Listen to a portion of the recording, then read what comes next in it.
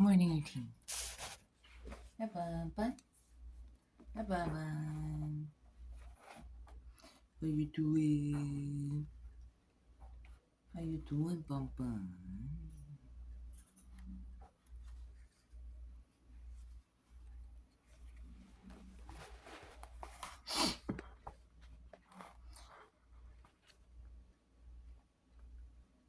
The frontal lobes are responsible for the qualities that make us unique within the animal kingdom. They enable us to use language and abstract information and attach meaning to it. Despite our excitement about the linguistic feats of a chimpanzee or any type of monkey, only human beings command the words and symbols necessary to create communal, spiritual, and historical contexts that shape our lives. The frontal lobes allow us to plan and reflect, to imagine and play out future scenarios. They help us predict what will happen if we take one action or neglect another. They make choosing possible and underlie our astonishing creativity. Generations of frontal lobes working in close collaboration have created culture which got us from dugout canoes, horse drawn carriages, and letters to jet plane, hybrid cars, and emails. They also gave us Gnome's life savings trampoline.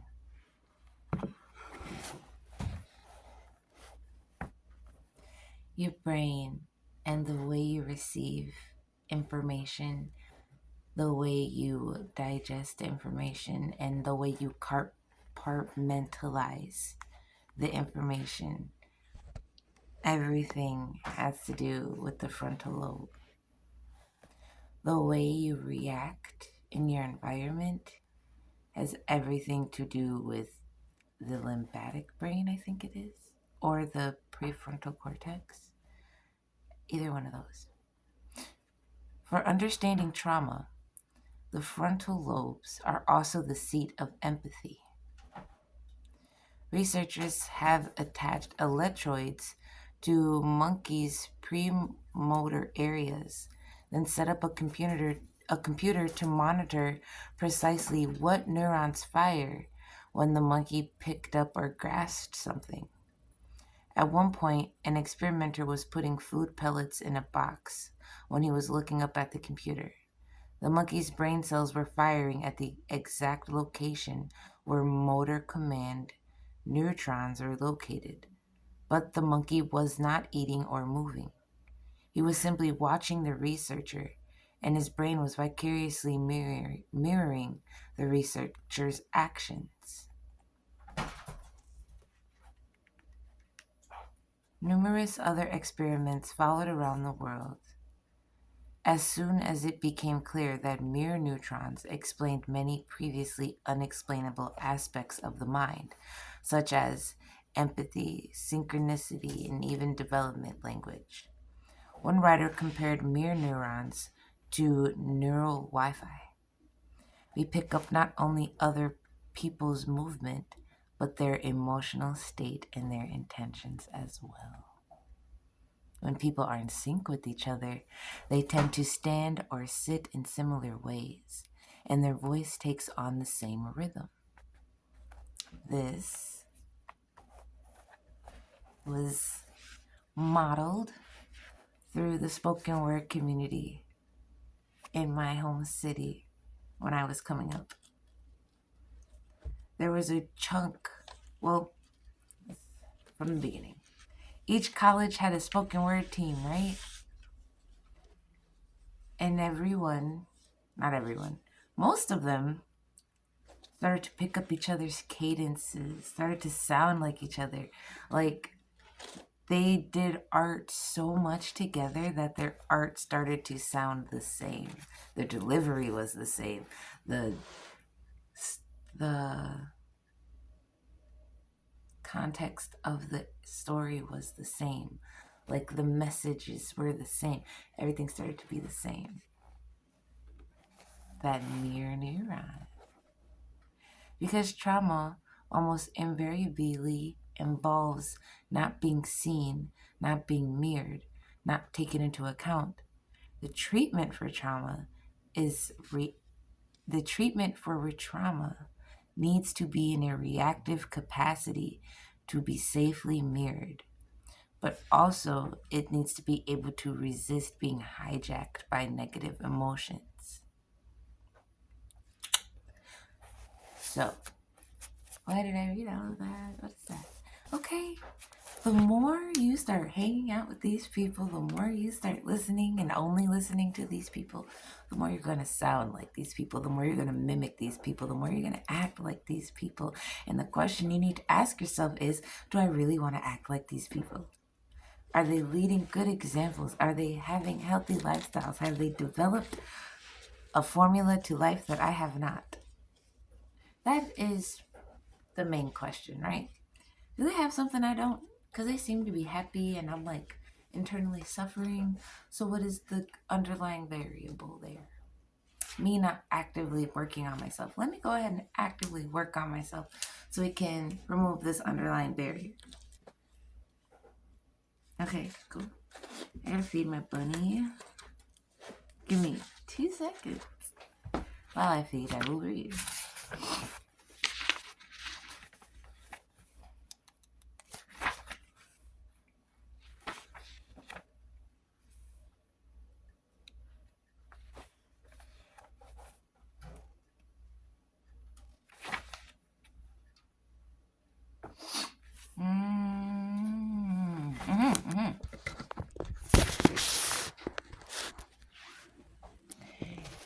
The author went and did a study with veterans. We label our veterans with all sorts of diagnoses. We even tried every treatment in our textbooks. But for all of our efforts, it became clear that we were actually accomplishing very little. The powerful drugs we prescribed often left the men in such a fog they could barely function. When we encouraged them to talk about the precise details of the traumatic event, we often inadvertently triggered a full-blown flashback rather than helping resolve the issue. Let's talk about it. They wanted to numb and drug, right? Inadvertently causing a massive trigger within this person. This is a huge turning point because obviously it's an experiment, right? So they're going for the trial and error outcome. Oh my god, I just remembered. Give me a second. I was feeding the bunny and I remembered I put some sunflower seeds and stuff for the animals outside. So we need to go feed them outside animals too. I found out my rabbit does not like sunflower seeds and I bought this rabbit food that has sunflower seeds in it. So for him not eating the sunflower seeds, I can go feed the birdies with it. Sharing is caring, Bun Bun. Sharing is caring. Cool. Inadvertently triggered flashbacks. Rather than helping them resolve the issue, we failed and made things worse. Wow. That is because your brain is so good at protecting you. Your brain is so good at radical change. Your smoke tower, or what's it called? Your smoke detector and your watchtower, right? So I'm pretty sure, I'm not a scientist, but when they put them in a fog, like, right? Like when they put their brains in a fog and they started talking about that traumatic event and it triggered them, that's because they blocked the inhibitors in their brain that protect you, right? That fight or flight response. That's what that drug did. It just turned it off. So his brain didn't have a moment to take a step back and not get triggered. You know what I mean? The American Psychiatric Association created a new diagnosis, post-traumatic stress disorder, in 1980, which described a cluster of symptoms that was common to greater or lesser extent to all of our veterans. Systematically identifying the systems and grouping them together into a disorder finally gave a name to the suffering of people who were overwhelmed by horror and helplessness. With the conceptual framework of PTSD, the stage was set for radical change in our understanding of the patients. This eventually led to an explosion of research attempts finding ineffective and effective treatments. Inspired by the possibilities presented by this new diagnosis, those suffering from PTSD differ from most others. Pause.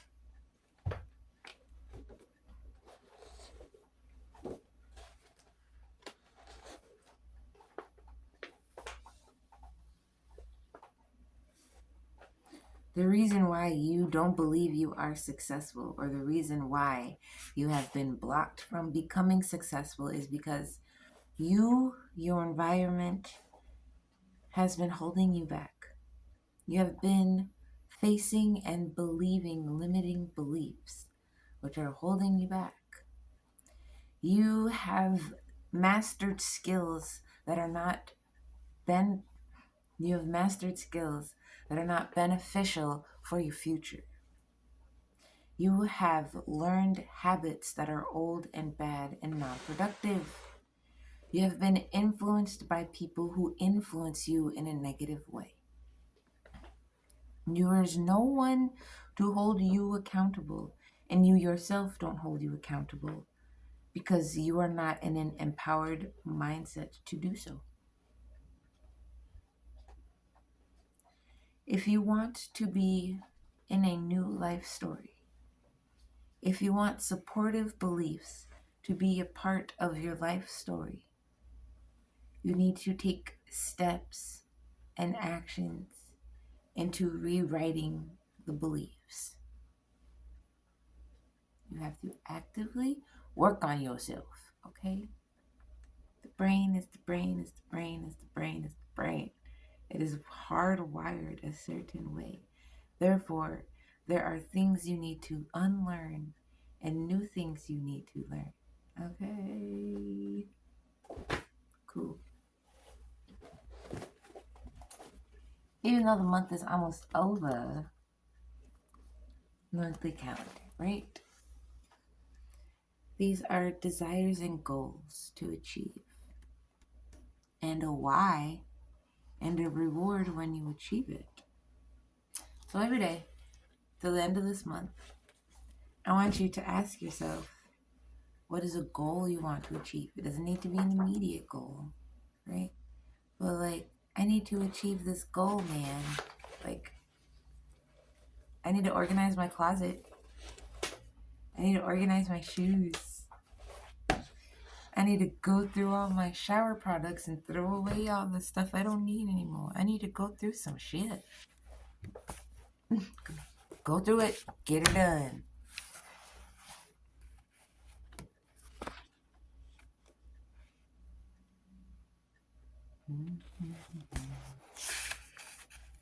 Oh, wait, that's it. That's right there. Yes. A group of French scientists had discovered a new compound. It could tranquilize patients and make them less agitated and delusional. That inspired hope that drugs could be developed to treat serious mental problems such as depression, panic, anxiety, mania, and schizophrenia. College students from Harvard, MIT, Boston wanted to do a research aspect and was never told what treatment any patient was receiving. Some patients tried to kill themselves, others cut themselves, several had attacked their roommates, or they were terrified of the people around them acting irrationally. The author's job was to keep them involved in normal activities, such as going out to eat, going camping, going to a baseball game, going down to the river, going to the library, etc. Totally new to the field, the author sat in rapt attention during ward meetings, trying to decipher the patient's complicated speech and logic. The author also had to learn how to deal with the irrational outbursts and terrified withdrawals. One morning, he found a patient standing like a statue in her bedroom with one arm raised in a defensive gesture and her face frozen in fear. She remained there immobile, frozen, stuck with her arm out like that for 12 hours, bro. The doctors gave her the condition catatonia. Even the textbooks the author looked at could not consult and help him solve what was wrong with her. They just had to let it run its course till she was done. Okay, so why am I telling you all of this? Why am I bringing all this up? I'm telling you all of this because they're developing are developing chemical compounds to help you deal with the trauma that you don't want to deal with. You let it become so severe, so great, so massive. It literally is stopping you from living your life. It is stopping your brain from functioning.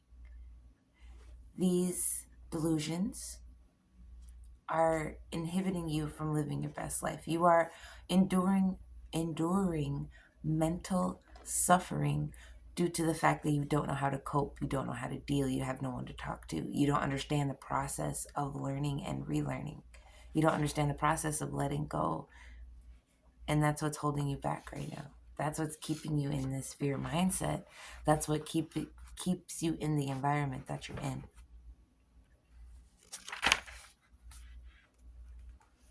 Among schizophrenic body hallucinations, there are also sexual ones.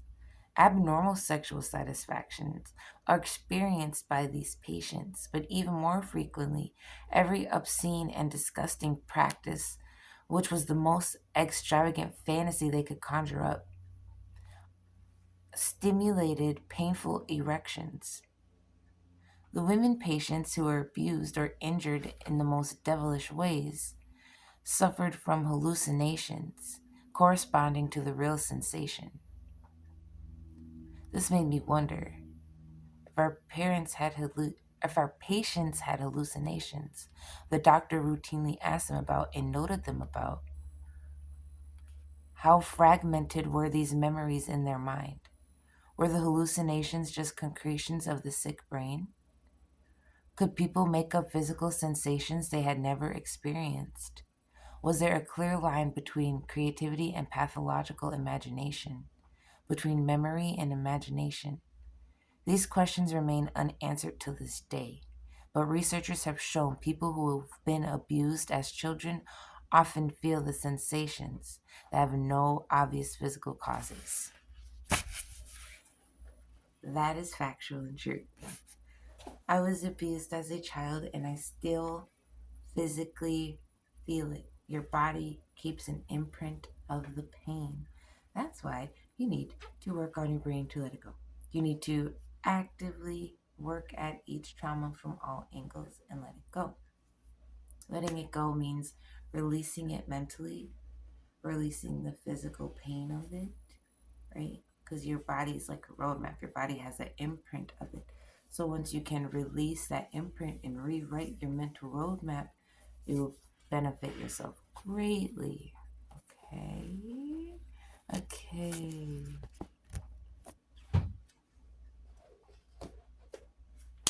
There are great insights that you have gained over this past month.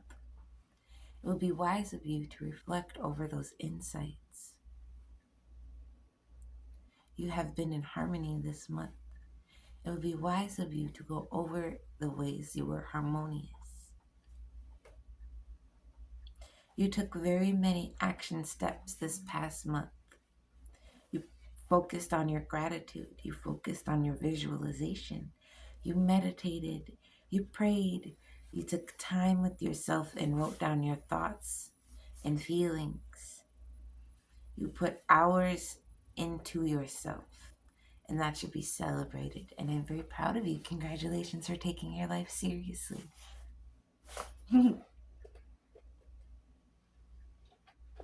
There is a practice of asking yourself hard questions. There's a practice of asking yourself practical questions. There's a practice of being in tune and harmonious with the universe. Have you finally fallen into that practice? Thank you so much for coming to class. I love you. You're amazing. You're kind and bountiful and loving. And you are so truly radiant and rare. And only you can put your light out into the world and let it be seen. So sparkle, shine, baby, shine.